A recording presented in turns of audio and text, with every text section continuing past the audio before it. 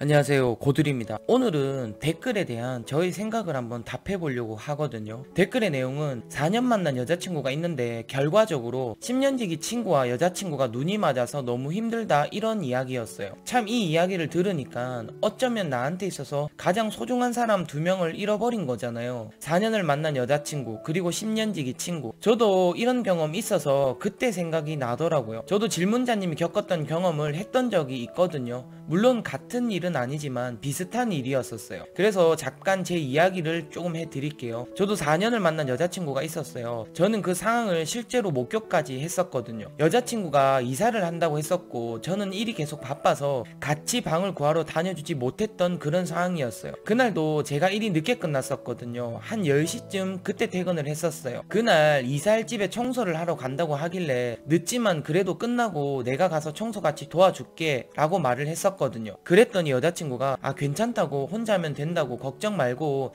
집에 가서 쉬라고 말을 하더라고요. 그런데 솔직히 이 상황에 어떻게 집에 가서 쉴 수가 있겠어요. 그래서 퇴근하고 부랴부랴 집에 가서 대충 씻고 도와주러 가려고 출발을 했었어요. 근데 문제는 방을 같이 가서 구한 게 아니기 때문에 대충 어디 쪽에 잡았는지만 알고 있었거든요. 그렇기 때문에 정확한 이름은 알지 못했던 그런 상황이었어요. 그래서 그쪽 동네로 가면서 전화를 했었거든요. 근데 여자친구가 전화를 받지 않더라고요. 어쨌든 그렇게 저는 그 동네에 도착을 했고 그 동네를 한 바퀴 이렇게 돌다 보니까 어렵지 않게 여자친구 차를 찾을 수가 있었거든요. 그래서 그 앞에 주차를 하고 층수는 알고 있었기 때문에 밖에서 이렇게 한번 봤어요. 이게 딱 보니까 딱 봐도 저 집이구나 싶은 집이 하나가 있더라고요. 불도 켜져 있고. 그런데 밖에서 보이는 실루엣은 한 사람이 아닌 2사람이었어요. 저는 그 모습을 보고 친구랑 같이 청소를 하러 왔나 보다, 이렇게 생각을 했었거든요. 그렇게 저는 올라가서 벨을 눌렀어요. 그런데 안에서 웬 남자가 누구세요? 이러더라고요. 그래서 저는 여자친구 이름 부르면서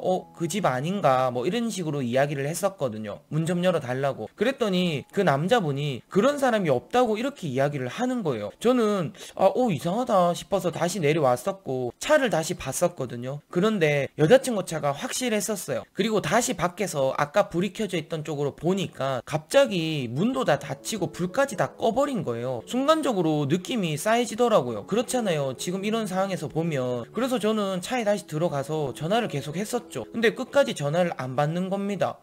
뭔가 잘못됐구나, 이런 생각이 들더라고요. 저도 그때 무슨 생각인지는 모르겠지만 그 차 안에서 그냥 무작정 기다렸었거든요. 한 1시간 30분쯤 지나니까 그 외에 주차장에 사람들이 지나가면 센서로 인해서 불이 켜지잖아요. 그렇게 불이 하나씩 켜지더라고요. 그래서 저는 내려서 혹시 여자친구가 싶어 걸어갔더니 여자친구가 맞았었어요. 그런데 그 뒤에 따라오던 사람은 남자였고 가까이 가서 보니까 저와 친하게 지내던 형이었거든요. 그 모습을 보고 달려가서 너희 왜 같이 있냐고 막 말을 하니까 그 형이 놀래서 다짜고짜 저한테 하는 말이 야, 오해다, 이렇게 말을 하더라고요. 아니, 왜 같이 있냐고 제가 물어봤지 다른 건 물어본 적이 없거든요. 그런데 갑자기 대뜸 오해라고 하길래 뭔 개소리야, 이런 생각이 들었었죠. 그리고 저도 질문자님처럼 원래 그때 만난 제 여자친구와 그 형이 알고 지낸 사이가 아니었어요. 딱 한 번 그때 일자리 때문에 밥을 한번 같이 먹었던 적이 있거든요. 그때 딱 한 번 보고 그 이후로는 단 한 번도 본 적이 없었어요. 어쨌든 저는 그렇게 눈이 돌아가지고 그 형이랑 소리 지르면서 말을 막 하고 있는데 갑자기 경찰차가 오더라고요. 여자친구가 무서워서 경찰에 신고를 했다고 하더라고요. 그렇게 경찰분이 저희 둘을 띄워놓고 상황을 물어보신다고 막 저한테 물어보길래 제가 그때 상황을 다 설명을 드렸거든요. 저는 너무 흥분을 하면 몸이 약간 좀 이렇게 떨리는 그런 스타일이기 때문에 좀 정신을 못 차리고 있었어요. 갑자기 경찰관 한 분이 저한테 오더니 몇 살이냐고 묻더라고요. 나이를 말하니까 갑자기 저보고 담배 피세요? 라고 물어보길래 저는 담배 핍니다 라고 말을 했었거든요. 그랬더니 저쪽으로 가서 담배를 하나 같이 피자고 말을 하더라고요. 그때 경찰관이 2분이 오셨는데 한 분은 나이가 좀 있으셨고 한 분은 그냥 딱 봐도 그냥 저랑 나이 차이가 크게 안 나는 형 같은 느낌이었거든요. 그래서 저는 그 형 같은 분이랑 담배를 같이 피면서 그 경찰관 분이 저보고 했던 말이 있어요. 제가 이 이야기 또한 질문자님한테 드리고 싶은 이야기와 같거든요. 내가 너보다 나이가 많은 것 같으니까 말을 편안하게 할게, 괜찮지? 라고 말을 했었어요. 그래서 저는 예, 괜찮습니다 라고 말을 했고 그 다음에 저한테 처음 건넨 이야기가 많이 힘들지, 이거였거든요. 어떻게 이런 일을 겪고 안 힘들 수가 있겠냐고. 이 상황에서 멘탈을 잡을 수 있는 사람이 사람이 과연 몇 명이나 되겠냐고. 당연히 힘든 건 맞는 거야. 그러니까 지금은 힘들어 해도 돼 라고 말을 해줬었어요. 근데 참 지금 생각하면 쪽팔리지만 그 이야기를 처음에 딱 듣는데 눈물이 갑자기 나오더라고요.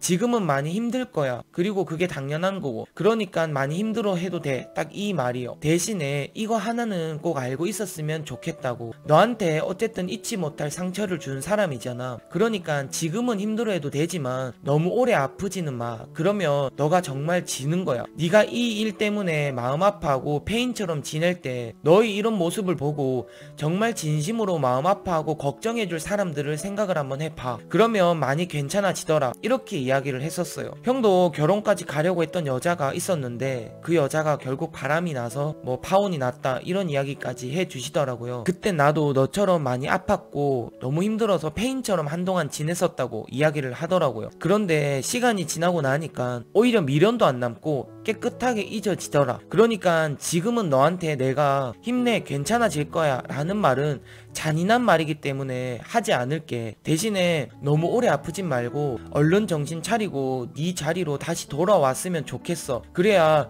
널 걱정해주는 사람들도 마음이 편안해질 거 아니야 라고 말을 해주더라고요.